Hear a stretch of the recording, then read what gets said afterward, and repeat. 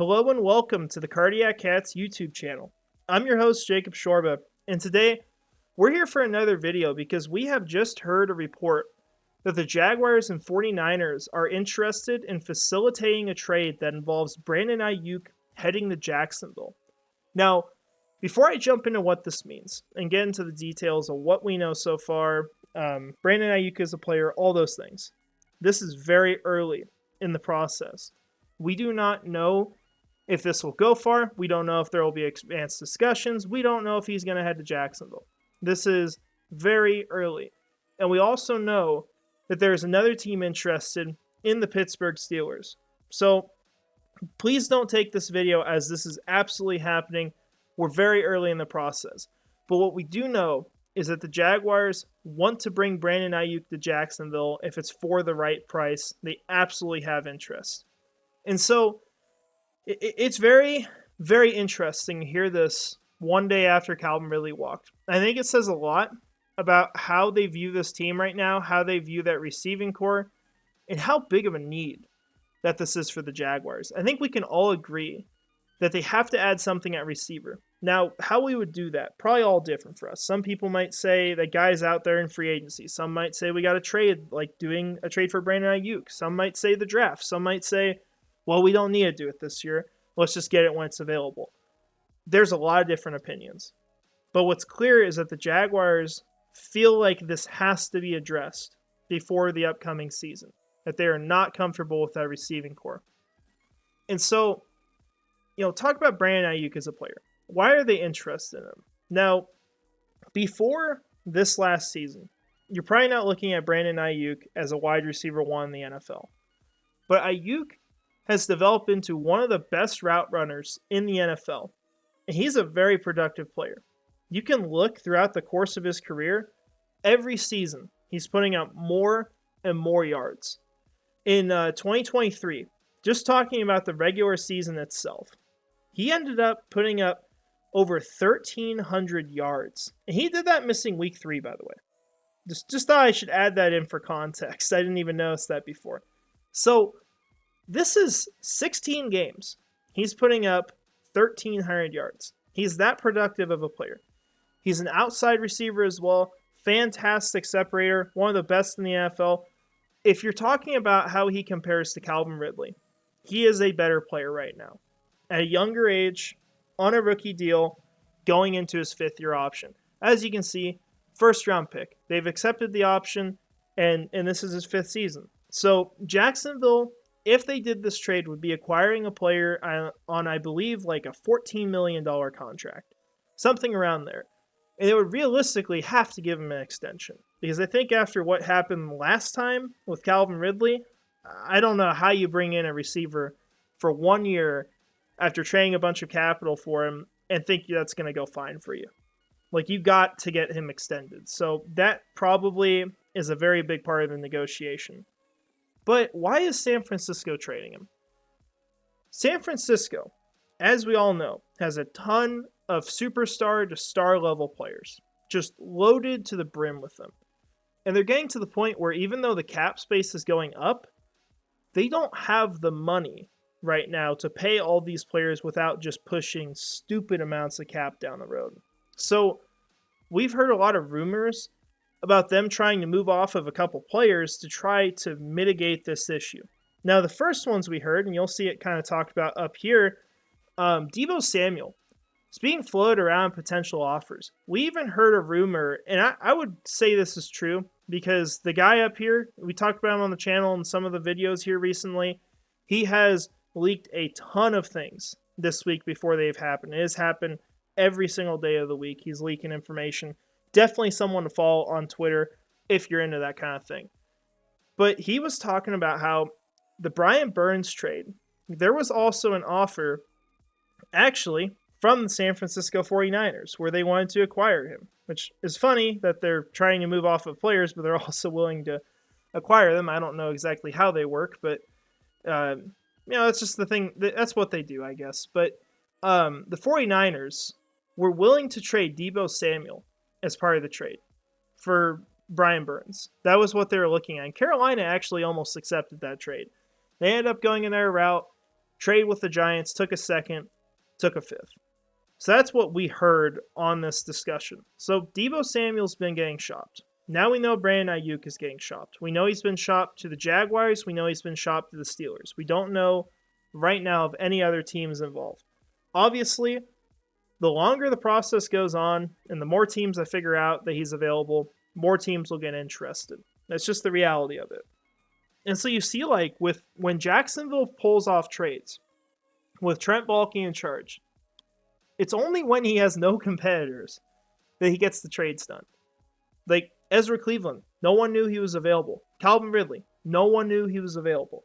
Like, these are the only times these trades are going through, is when it's for a player where he has no competition and a team has no interest in keeping that player. So it's interesting. And I don't know if Jacksonville could actually pull this off, because we talked about before how Trent Baalke, when he's trading, he wants to get a deal that he can't lose. He wants to set it up to basically where the worst case situation is one that he can end up being okay in, that it's not going to be that terrible. I mean, we just watched the Calvin Ridley trade probably work out the absolute worst possible way it could. They ended up giving up a fifth and a third. They didn't get to keep him, and they don't know if they're going to get the comp pick. I mean, it's literally the worst case scenario for the Calvin Ridley trade. And it's still a fifth and a third. So that's just the way they operate. So I don't know if Jacksonville could offer enough to get this trade done. I know even like when they wanted Amari Cooper, they couldn't offer a fifth. They couldn't do it, which is crazy because Amari Cooper is just as good of a player as Calvin Ridley is, if not better. And I would say he is better. So crazy stuff. But that would be my concern, and why I don't think that this will end up turning into an actual trade unless the Jaguars feel like they have to get it done. Like there is no other option. And we've seen Trent Baalke operate before where he feels forced into having to do something. He did in 2022 when he signed all the free agents. He paid them a ton of money. He signed some contracts that were just ludicrous at the time. And they look better now, some of them at least, because cap space has gone up. Things have changed, right? Players have performed very well on those contracts. So that's worked out really well for him. But I feel like he could be forced into that sense of urgency right now. Because I'll tell you what, if I'm Trevor Lawrence, and I'm sure he feels this way right now, we've even heard a couple things about it, I would be pissed with him over this Calvin Ridley debacle. It was not a hard thing to keep him around in Jacksonville. There were plenty of options available. And ultimately, it came down to the fact that they strung themselves up with the Josh Allen extension not getting done. They refused to get it done. They refused to negotiate until a month after the season. That's why they got there, right? And that's why we're in this situation, because we won't even be talking about Brandon Aiyuk. So it's interesting. But as far as my take on it, if they trade just, say, a first, right, and maybe some change, some picks that don't matter as much, you're getting a phenomenal player. And I understand that. You're getting someone, you know who he is, and you got to pay him, of course. You get that first year a little cheaper, $14 million, very affordable, right? But I feel like even with knowing all that and how good of a route runner he is and how much he helps the offense, the best case scenario every time, and I'm not saying this is officially what I would do, but the best case scenario is always going to be to use your picks on players and hit on them. Because you get them cost controlled, you get your own guys, you get really good ones, and you feel good about it. And so it's a question of how do the Jaguars feel about drafting a receiver compared to trading the pick for a receiver that you got to pay right now, but he's a really good receiver. And I think that's where the argument can be made to make a trade. Because look at the history of Trent Baalke's draft picks at receiver. If you go look through them, you aren't going to find a damn name that was great in the NFL. You aren't going to find one that was maybe even good. I mean, it's just a lot of nobodies. Like, it's not a position that he hits on. You could arguably try to say that Parker Washington is one of his best receiver picks ever. And he's played 1 year, and he played a few games. That's where we are. And so you look at that, and then you look at the other guy in the room, Doug Peterson, who has some say in the draft process. You know what Doug Peterson did in Philadelphia? He drafted Jalen Reagor over Justin Jefferson. And you can watch that video where he's excited, he's happy about it, and the Vikings are just laughing at him in their war room. As they should, because, well, they picked pretty poorly. So it's a question of, as well, like, are they going to hit on that pick, right? Because you'd almost rather give up the pick, get the good player that you have to pay, instead of miss on the pick. And there's a lot of good prospects at the top of this class where I think they would get someone good. I think it would be hard to screw it up. It's hard to see a lot of, like, big bust potential in these players because I think they're all going to be good. It's just a question of what the ceiling is. How high do they get? But you can convince yourself, I think, pretty easily that the Jaguars would be better off trading for someone. You know, of course, they don't have those 4 rookie years. They only get the 5th-year option in this deal. Then they got to pay him. But you got lots of cap space. You have the ability to do that. Right now, the Jaguars have about $100 million available in 2025, and that is a moderate estimate. And of course, that doesn't include 5th-year options yet. That'll change the number a bit, but there's plenty of money to go get something done. So it's very interesting, right? But this is a legit thing. Conversations are being had. We'll see if they go anywhere. They might just die for all we know. We really have no clue what's going to happen at this point. But what you do know is that the Jaguars absolutely have interest in acquiring an elite receiver for this team, whether Brandon Aiyuk or someone else, through a trade, through the draft, however they see fit.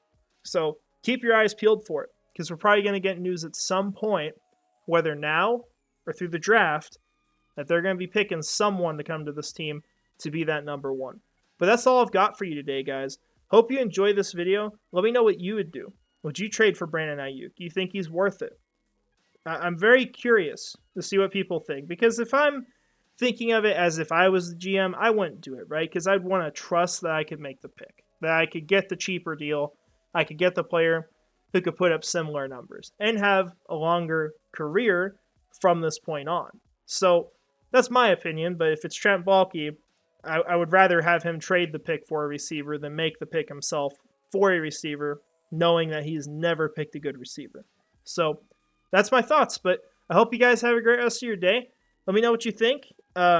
Enjoy the rest of free agency. Probably won't see a ton else, but still going to be a lot going on with the rest of the league. So that's it. Have a great day, and go Jags.